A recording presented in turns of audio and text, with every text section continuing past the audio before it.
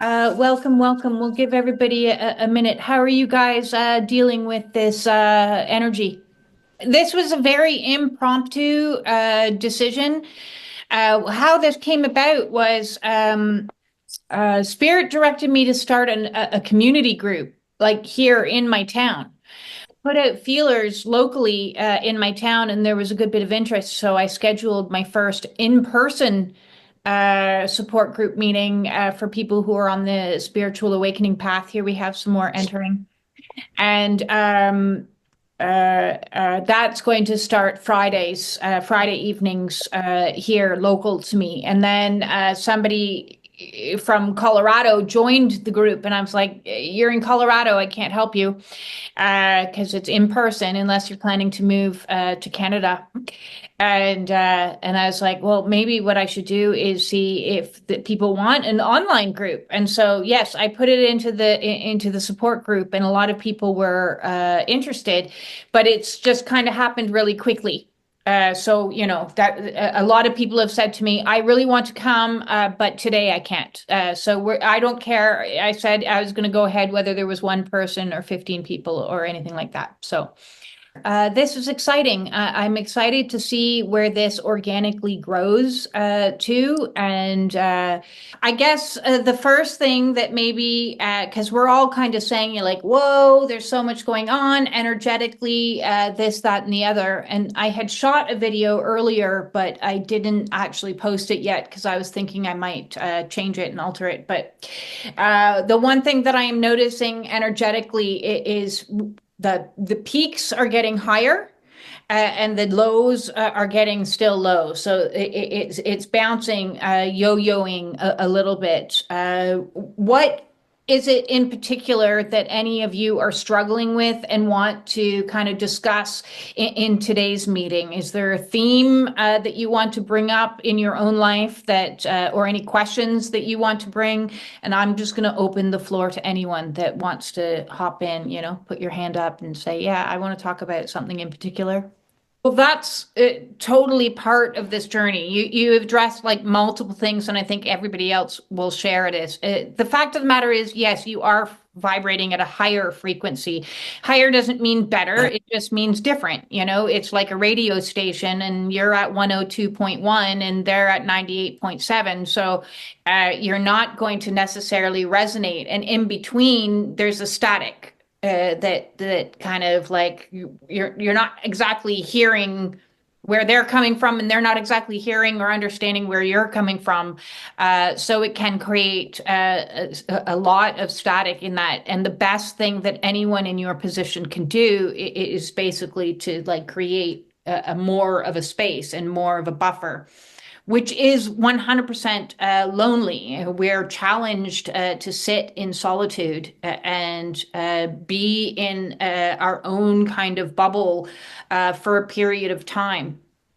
And one of the things that gives me a little bit of reassurance is knowing that each of us is holding a place on a grid. That's part of why we are alone. We're not clustered together purposefully because energetically, if you are vibrating at, 444 hertz or whatever it is, 1102, I don't know, then, you're emanating light out and you're connected to the Earth's grid.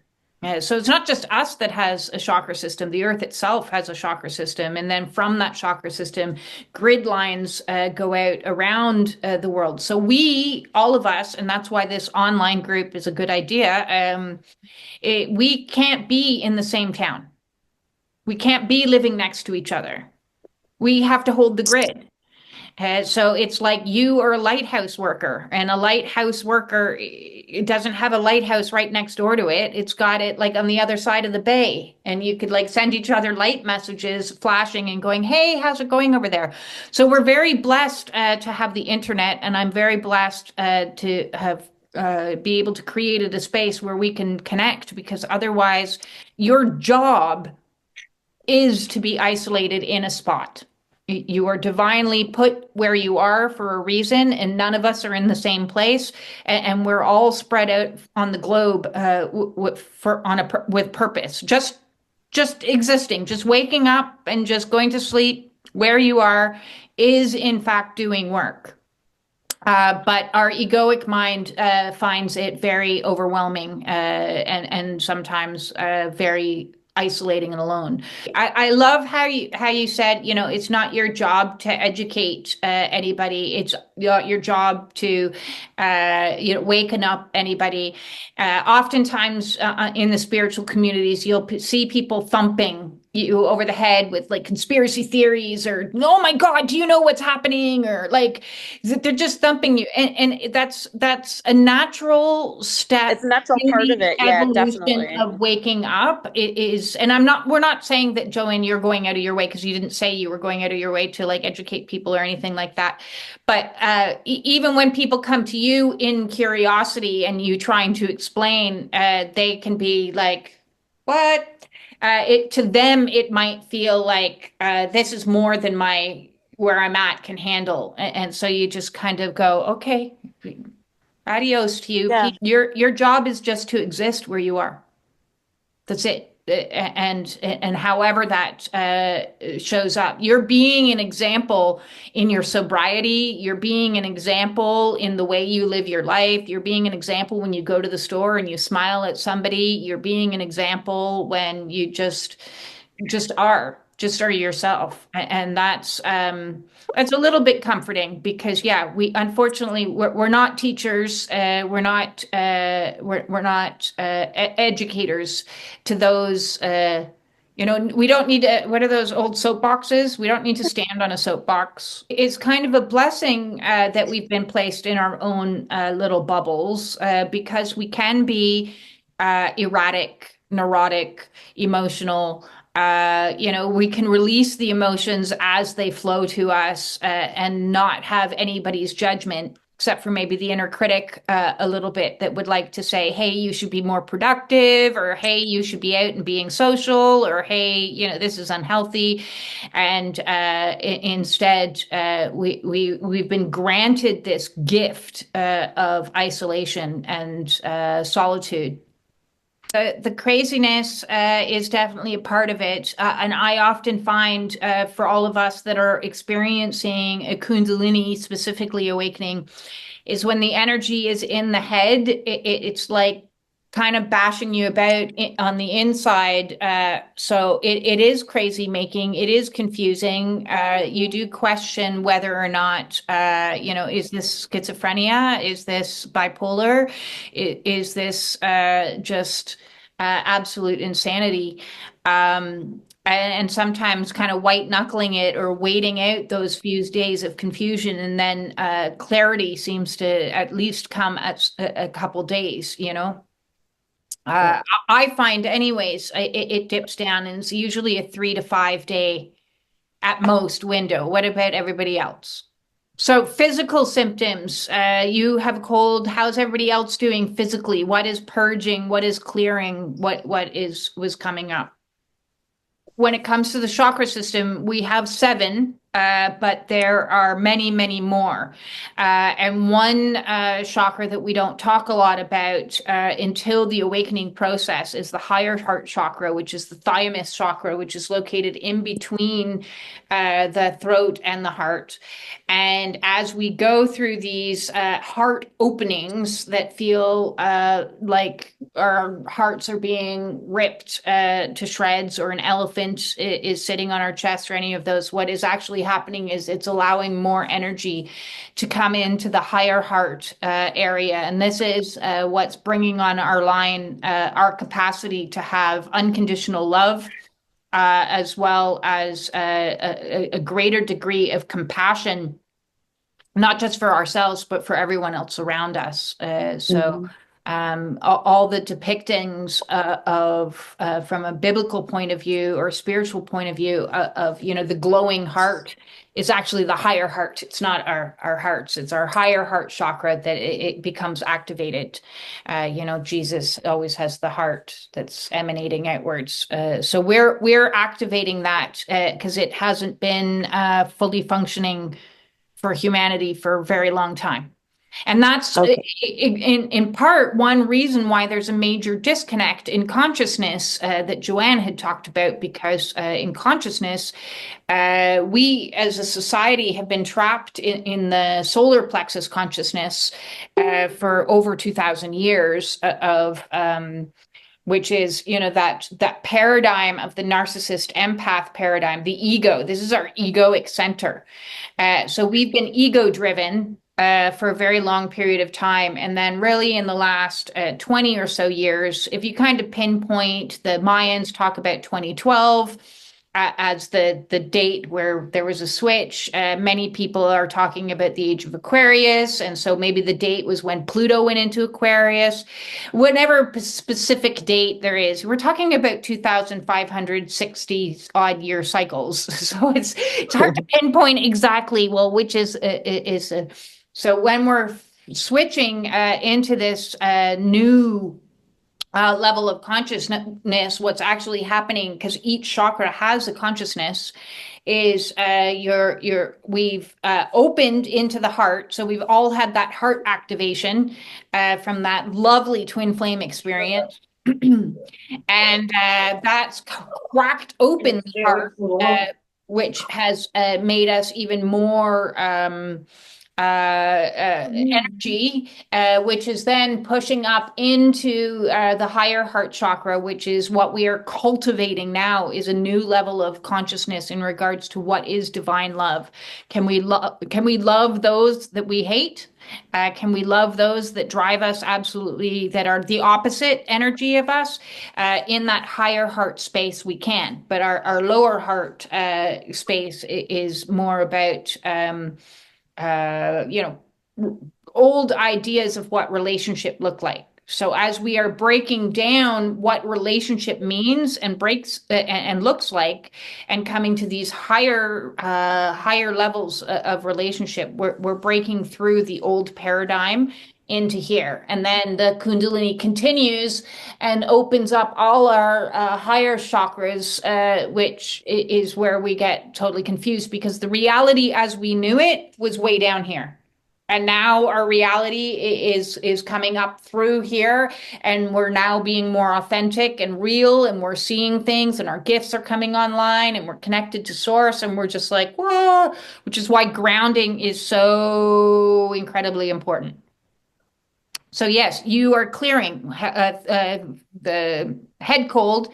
That is Kundalini clearing out all the gunk that is blockage. So it's always a good thing when you have physical symptoms where there's things like phlegm, or you're throwing up, or you're sweating, or So somebody mentioned perimenopause. So yeah, hot flashes are burning off of energies.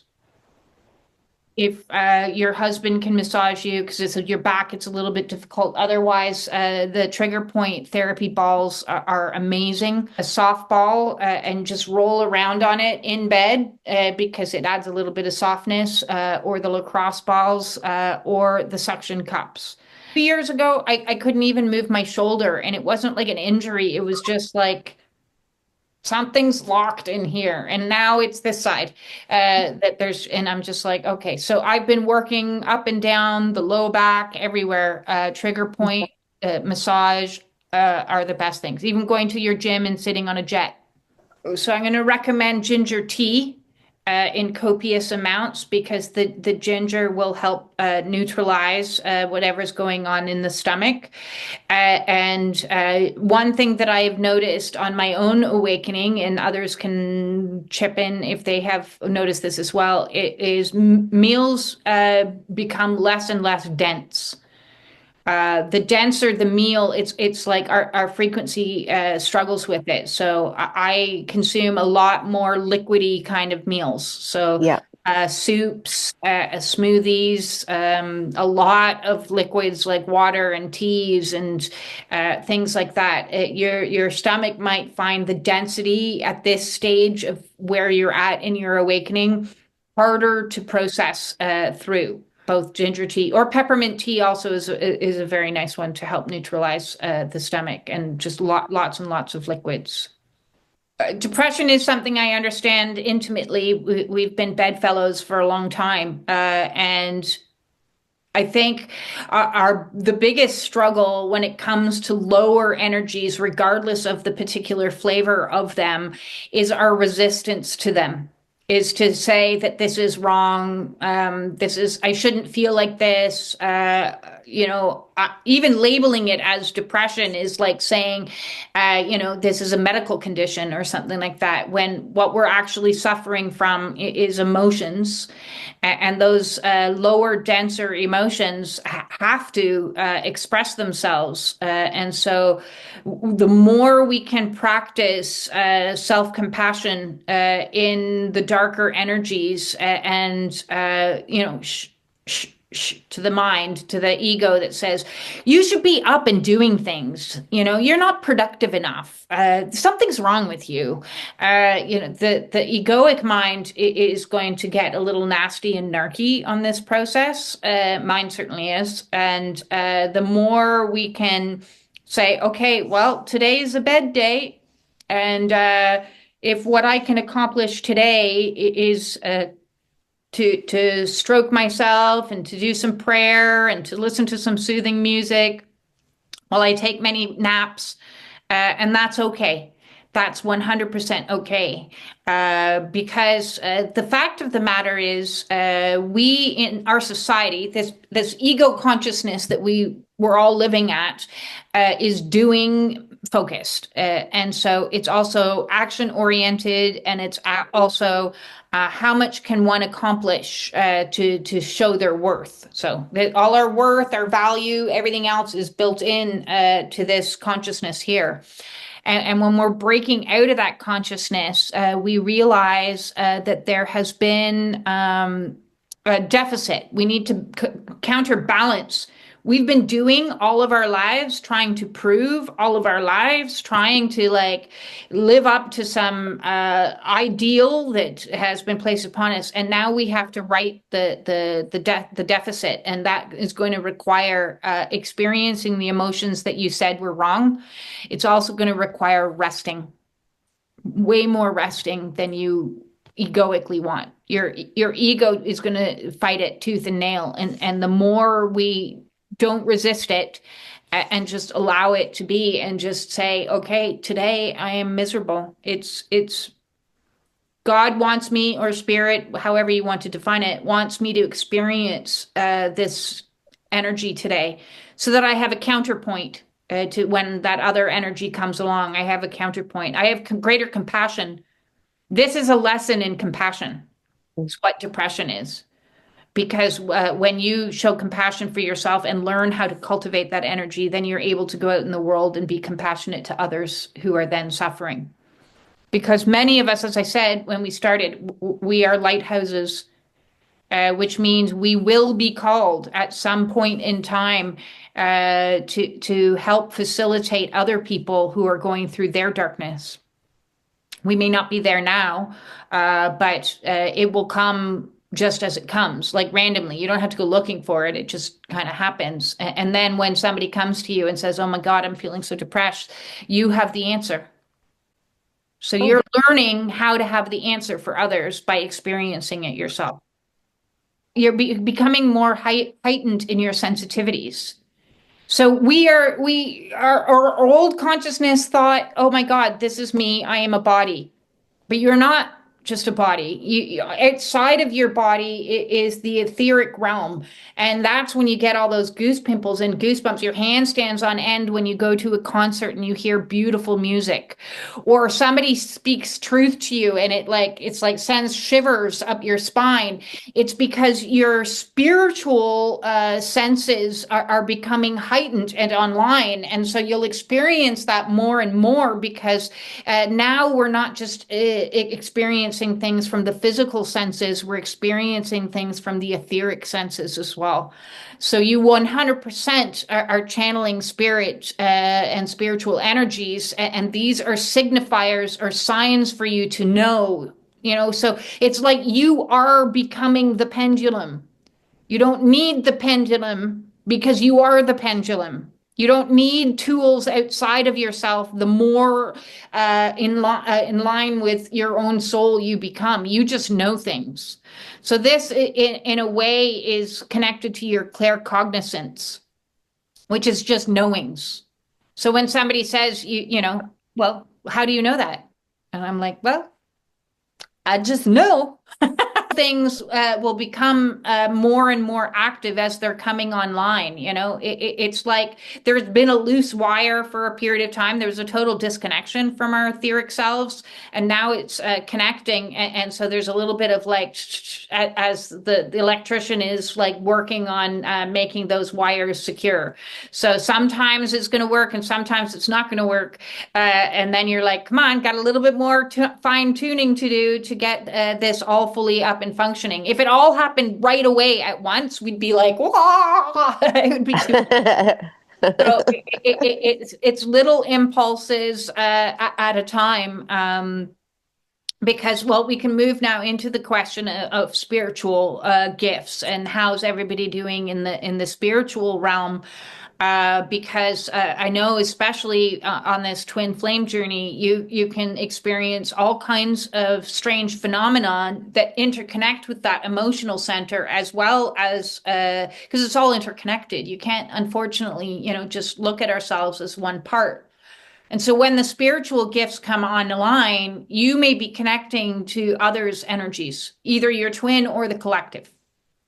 So you may have a knowing about something that's not even your knowing, if that makes any sense. You may have a sensation about something, a dream about something that isn't necessarily even your dream. And I'll give you a little funny example, because I last week I was all of a sudden out of nowhere in a panic about my dryer vent that leaves my house, and I'm like, I need to get somebody in right away and get that vacuumed out. It has to happen now. Like I just need to have it. That I was very paranoid that mice were going to get up into it all of a sudden. It's been like that for 10 years. I've lived in this house. Like, there's no reason why I all of a sudden needed to get all in a panic about my dryer vent. But I got all in a panic, and I tend to listen to spirit. So I'm like, fine, I will do it. Last thing I want is a dryer vent fire. And then I'm after finding out that last week my next door neighbor had a rat caught in their dryer vent.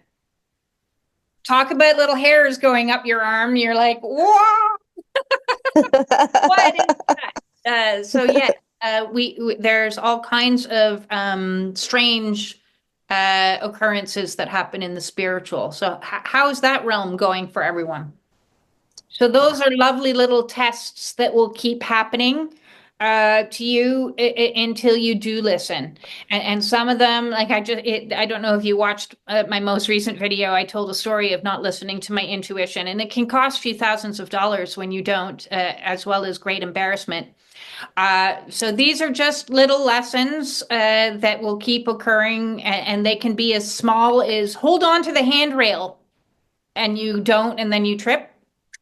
Or they can be as large as making financial mistakes, or having relationship with people that an interaction with people that you're like, I knew I should have walked away from you. So now I don't even question it anymore. And it's okay to make those mistakes. You can look back and laugh at them as it happens. But I think for the large majority of us, we've been raised in a society from that ego consciousness. We come back to that again. We've been raised in a society that has gaslit us in our intuitive knowings repetitively throughout our lives. So as a child, no doubt, Joanne would have had those same experiences, and then she might have said something to somebody and they would have said, don't be ridiculous. Stop that. So we'll pick up on information as empaths, and Our first thing is we want a qualifier. Like, is this how you feel about this? I'm picking up that you're upset with me about something. I'm not upset with you. See, immediately, they probably are upset with you. Every single intuitive hit that you received over your life was spot on, but because they're in the ego consciousness of not wanting to own anything, no. You're just sensitive. You're just seeing it wrong. I was just joking. And so we then disconnect from our intuitive center and don't trust it. Yep. So that's why these lessons keep coming back to us over and over again until we can learn 100%. It doesn't make any sense to me, but I'm getting that thing cleaned, so just do it. Just keep practicing. We were born hypersensitive. We were born with these skills, and the more we were gaslit into believing that it must be something wrong with us, the more we reached outside of ourselves for anything and everything to help shut it down. I've got to shut this shit down. I'm going to smoke. I'm going to drink. I'm going to use antidepressants. I'm going to use anything to numb it, to cloud it, to block it, because everybody keeps telling me whatever it is. And we start doing it even unconsciously. We're completely unconscious of the fact that we are trying to shut down our sensitivities to survive. It's a survival mechanism. And now we're saying, okay, wait a second. I don't need to have all of these things anymore block me from the truth, from knowing who I truly am and being real in this world. But it can be very overwhelming. For the mental world, what I personally am finding is helping to ground the energy the most is to get into the body. When the mind is going, it is to be like, I am here in my body, just like that breath we did at the beginning of today's meeting, just 3 breaths. Anytime the mind starts trying to trick me into anything, wiggle the toes was one that was recommended to me, which has been very, very beneficial, and just reminding myself to get into my body. My body knows the truth. Just like Joanne's talking about with these, the body knows the truth more than the mind. The mind is a liar. So you're not supposed to people right now. The mission is to hermit, and I'm sure it's not going to last for the rest of our lives. It's like we've been put into our seclusion for our protection, for one. Absolutely, as well as for our own growth. So it's like even if it looks like you're doing nothing, you're doing something because you're emanating that light. You are just holding the grid. You are doing what you need to do, and that doesn't mean you have to do it happily. It doesn't mean you have to do it high vibes only. It doesn't mean you have to do it physically active. It just means you just have to exist.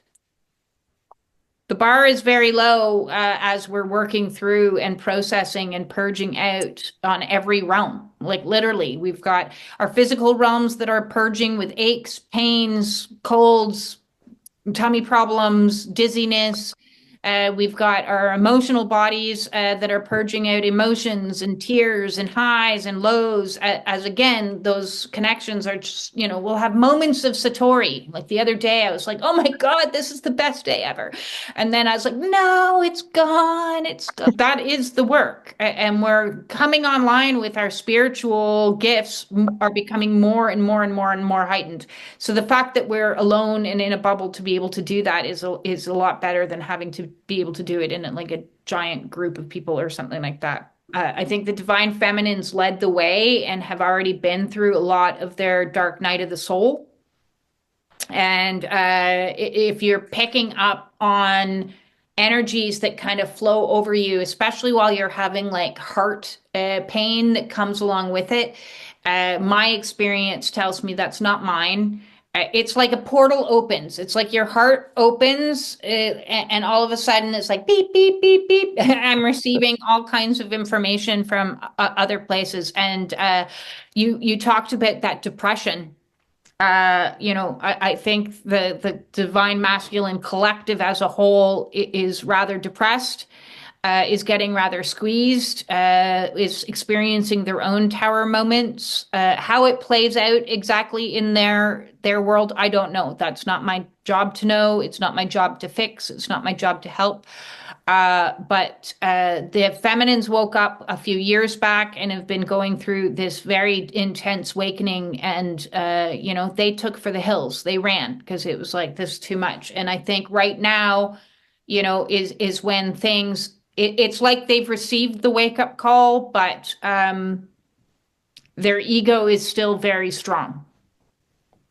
So I know for myself for sure, I'm picking up on some really, really dark shit, dark, disgusting energy, a lot of self-hatred in the collective. If you start to feel waves of self-hatred, self-loathing, and you're like, hey, wait a second, I've dealt with this. I already dealt with this. Why am I dealing with this again? Why is this coming back to me again? I already sat down with myself a couple years back and said that I was going to be nicer to myself. I'm not, it's not you. So on the emotional realm, be aware that as light workers, you not only are emitting light, you're also absorbing darkness. You're absorbing the darkness around you. It's like we're air filtration systems. Nice. Yeah, which is why we need to clear our own energy as often as possible, whether it's just, brushing yourself off, literally, getting up and stamping your feet on the ground, like the Africans used to always dance barefoot on the mud. And that's like getting these spirits off me and out of me and into the ground, whether that's sending energy back into the light. So some of Jennifer's visitors, she might be working as a transmuter to say, there's the door, go on through. There's the door, clear on out. Fuck off, yeah. So clearing off, doing cleansing baths, doing shielding work, any of those. Otherwise, we can get clogged up with other people's stuff. Because if we're an energetic filtration system, we then become like completely backed up. And so we need to clean ourselves out. That's why our self-care is first and foremost. Otherwise, like I look at myself the way that I was 5 years ago as so clogged up with my ex's stuff that I couldn't clear fast enough. That's why I got so incredibly ill. So we need to be very vigilant, which is another reason why we're put into seclusion and isolation, because when we're around people that have a lot of toxic behaviors, energetically, they'll happily sit next to you if you're going to clear their shit for them. They don't need to do the work. Right. And so this is where that whole narcissist empath paradigm comes in, because it's like the narcissist energetically can sense that if I sit near you or am near you, not only can I get energy, I can give you all the energy I don't want. And it's all done without consciousness involved. It's just like, I'm going to put onto you all my shame, all my blame, all my victimization, all my yucky shit. And so you're filtering out, you're flowing to them light and you're taking in their darkness. And then you get sick over time because it's too big a job for you to manage. Everybody needs to manage their own energy. And what is happening now is we're in like a great state of separation where people are cutting off. This is why doing meditations to do cut cords, because the energetic cords that you have that interconnect you to other people are like open portals, open passageways for them to backflow all their negativity. So we want to purge the lines, purge them, cut, clip, anything that is not working for it. Which I guess is a good place to my final words, because I had this question by a client yesterday is, can I send energy back to somebody? A lot of people in the spiritual community think, I'm just going to send this back to you. And what is that doing? It's continuing the cycle. So it's like playing a game of catch. Okay, you're at hot potato. Yeah, no, I'm gonna take whatever's thrown at me energetically, and I'm either gonna ground it or I'm gonna make a portal of light and get rid of it. And then the game can't continue because there's no ball to throw back and forth.